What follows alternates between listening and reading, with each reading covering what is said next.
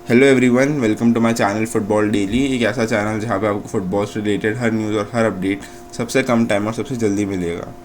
तो बिना वक्त ज़ाया करे चालू करते हैं इस हफ्ते के कुछ इंपॉर्टेंट फुटबॉल हेडलाइंस पे। तो सबसे पहली जो आ रही है न्यूज़ वो है कि अल्फोंसो डेविस और रियल मैड्रिड के बीच में जो बातें चल रही थी कि वो अल्फोंसो डेविस ने एक कॉन्ट्रैक्ट साइन कर लिया है which is almost 40 to 46 pounds का, मिलियन पाउंड्स का उसने जो कॉन्ट्रैक्ट साइन किया वो गलत है। यहाँ पे अल्फोंसो डेविस की तरफ से भी ऑफिशियली तो नहीं कहूँगा बट यही आ रहा है कि अल्फोंसो डेविस ने मना कर दिया है और रियल मैड्रिड और उनके बीच में जो बात चल रही थी वो बंद हो चुकी है। इनफैक्ट वो लेनी यूरो को साइन करने वाले हैं। अब देखते हैं ये रूमर्स कितने सही है कितने गलत है, क्योंकि मतलब अभी जो मैं अगली चीज़ बताने वाला हूँ उसको सुनकर तो यही लगेगा कि यार इन रूमर्स पे इतना भरोसा कर ही नहीं सकते, क्योंकि खिचड़ी पक जाती है। क्योंकि पहले हमें रूमर्स आ रहे थे कि टुकल तो छोड़ने वाला है बायर, पर अब पता चल रहा है कि टुकल तो रुक रहा है बायर में। और ये क्यों, हाँ कैसे हुआ, तो ये देखना भी पड़ेगा बाद में। इसके ऊपर अलग से वीडियो चाहिए तो ज़रूर बता देना, मैं वो बना दूंगा। पर यहाँ पे सच में एक बार इस सिचुएशन को देखते हैं कि पहले बायर्न ने टुकल को सैक कर दिया था कि नहीं चाहिए, और फिर they literally beg for him to stay afterwards कि भाई प्लीज़ रुक जाओ, हमारे पास कोई और मैनेजर नहीं है, कोई और ऑप्शन ही नहीं मिला उनको इसलिए। एंड तब टुकल मना कर देता है कि भाई नहीं, मैं तो जा रहा हूँ, बिकॉज मेरी रिस्पेक्ट होनी चाहिए थी इस जगह पे, वो नहीं हुई है। पर अब वो भी मान चुका है। और पर उसने एक इंटरेस्टिंग यहाँ पे क्या कहते हैं वो रखी थी, रिक्वेस्ट करी थी। ये थी कि उसे ब्रूनो फर्नांडिस चाहिए होगा अगले सीज़न में। तो पहले तो मेरे को ये अजीब लगा था सुन के कि भाई ब्रूनो फर्नांडिस मतलब हो सकता है यहाँ पे आ जाए, क्योंकि मैनचेस्टर में जिस तरह से हाल चल रहे हैं तो देवर वाज अ गुड चांस कि ब्रूनो फर्नांडिस शायद मान दे कि बेन मतलब मैनचेस्टर से तो अच्छे ही हाल में अभी, इतना मैं कहूँगा।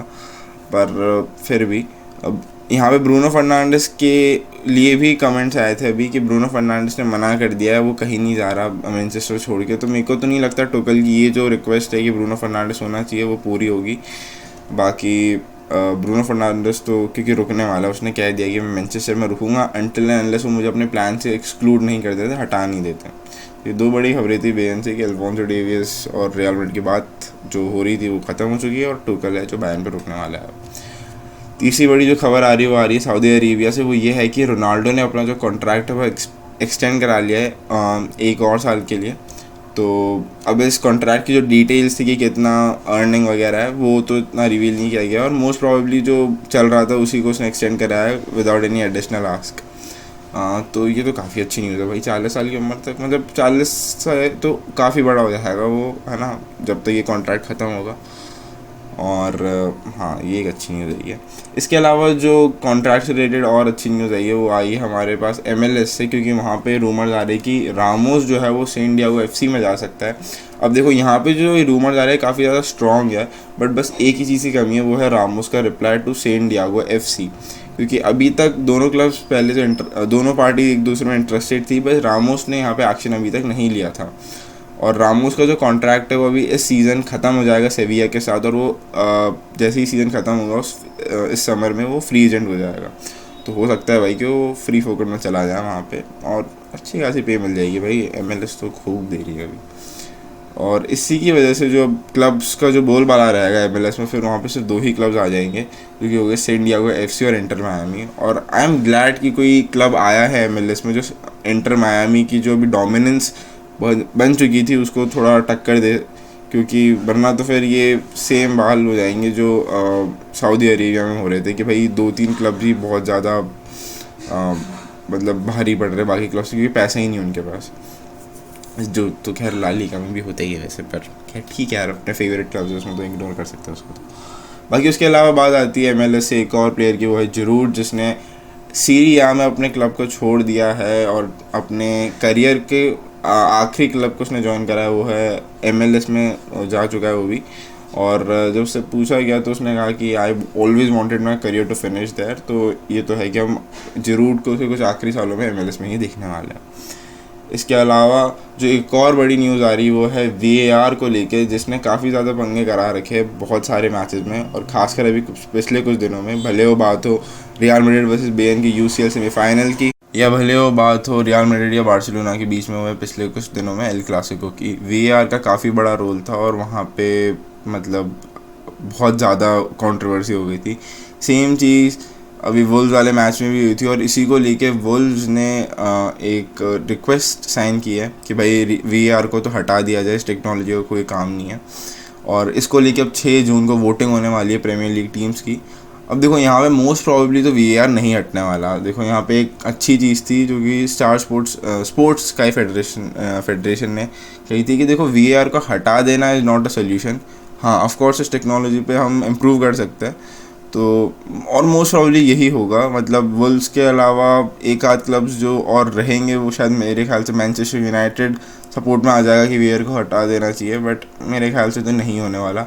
2/3 या उससे ज़्यादा अमाउंट में क्लब्स तो इसके फेवर में ही वोट करने वाले कि वीआर तो रहना चाहिए भाई, मतलब नहीं हट सकता भाई, बहुत अच्छी खासी टेक्नोलॉजी है। उसके अलावा जो एक और बड़ी खबर आ रही है वो है प्रीमियर लीग से, और वो ये है कि मैनचेस्टर सिटी के गोलकीपर एडरसन उनके फाइनल मैच में नहीं रहने वाले। और देखो प्रीमियर लीग बहुत ज़्यादा एक्साइटिंग स्टेज पर आ चुकी है, क्योंकि आखिरी दिन पे डिसाइड होगा कि भाई कौन जीता है इस चीज़ को। और देखो मोस्ट प्रॉब्ली तो मैच, मतलब ये जो पूरी लीग है ये भी मैनचेस्टर सिटी के हाथ में है, क्योंकि जहाँ अगर हम पॉइंट्स टेबल को देखा जाए तो दोनों टीम में सिर्फ 2 ही पॉइंट्स का फासला है। और जहाँ पर मैनचेस्टर सिटी वेस्ट हैम को फेस करने वाली है, और आर्सेनल जो है वो एवर्टन को फेस करने वाली है। अब देखो यार, आर्सेनल वैसे एवर्टन, अब देखो इसमें मोस्ट प्रोबेबली तो मेरे को कहीं नहीं लगता कि भाई कुछ भी इधर उधर होगा। दोनों तरफ फेवरेट आर्सेनल और मैनचेस्टर सिटी ही है, दोनों ही जीत सकती है और दोनों ही मेरे ख्याल से जीत जाएगी। पर अगर देखो फुटबॉल है भाई, वी नेवर नो कि क्या होने वाला है, तो अगर चीज़ें चेंज होती है तो भाई फिर तो मतलब बहुत है, अभी भी चांस है मतलब आर्सेनल का फिर। बाकी इसके अलावा जो बड़ी खबर आ रही है वो आ रही है यूरो 2024 से, और वो ये है कि भाई जर्मनी और फ्रांस की जो स्क्वाड है वो रिवील कर दी गई है। इन दोनों का जो फ़ोटो है तुम देख सकते हो अपनी स्क्रीन पे। अब यहाँ पे जो बड़े 2 प्लेयर जो जर्मनी के स्क्वाड से में नहीं हैं वो है एक तो गोरेट्स्का और हमारे हमल्स भैया। तो यार देखो दोनों प्लेयर्स का एक्चुअली हमल्स के ऊपर बात करी जाए पहले तो उसका काफ़ी ज़्यादा समझने वाली चीज़ है, क्योंकि भाई एज हो चुकी थी बंदे की, है ना, और it was very risky to let him play in the year 2024। तो हाँ, और उसके अलावा सेम चीज़ गोरेट्स्का के लिए बोल सकते हैं, क्योंकि उसका भी जो सीज़न था बैन के साथ कुछ ज़्यादा अच्छा नहीं गया। तो आई डोंट थिंक कि एनफ था नैगल्समैन को क्या कहते हैं इन वो इम्प्रेस करने के लिए कि भाई इसको टीम में ले लेना चाहिए। तो हाँ, इसके अलावा फ्रांस की टीम की भी अगर तुम्हें फ़ोटो देखनी हो तो देख सकते हो, तुम्हारी स्क्रीन पे आ चुकी है। यहाँ पे एक बड़ा सरप्राइज़ देखने को मिलता है हमें, क्योंकि वहाँ पे एंगोलो कांते वापस आ चुके हैं टीम में, वो प्लेयर जिसने पूरा 2022 का वर्ल्ड कप मिस किया था। तो कुछ ऐसा सीन है कि भाई एम्बापे, ग्रीजमान और कांते जो होंगे वो अटैक लीड करेंगे, साथ में कांते के साथ यहाँ पे उनको बैक करने के लिए कामाविंगा भी होंगे और शॉमेनी भी होंगे। अब ऐसा क्या था कि भाई कांते पहले नहीं खेले और इस साल खेल रहे हैं, तो ये था कि भाई पहले तो कांते इंजर्ड था, है ना, वर्ल्ड कप में इसलिए मिस कर चुका था। उसके बाद वो अनफिट था तो वो ऑफ कोर्स नहीं आ पाया 2 साल। बट अब जिस तरह का फॉर्म उसने ऑलरेडी हाथ में दिखाया है 28 अपीयरेंसेस में, उसने बहुत ज़्यादा अपनी टॉप फ्लाइट में रहा है वो, मतलब एकदम ये कहना चाहिए। तो या he was a viable option for the tournament favourites. तो हाँ, इसके अलावा तो देखो हमारे पास कुछ है नहीं अभी कुछ खास, बहुत सारी चीज़ें और भी हुई है, अगर तुम चाहते हो कि मैं उनको भी कवर करूँ तो ज़रूर कमेंट में बताना। तब तक के लिए stay tuned and do subscribe.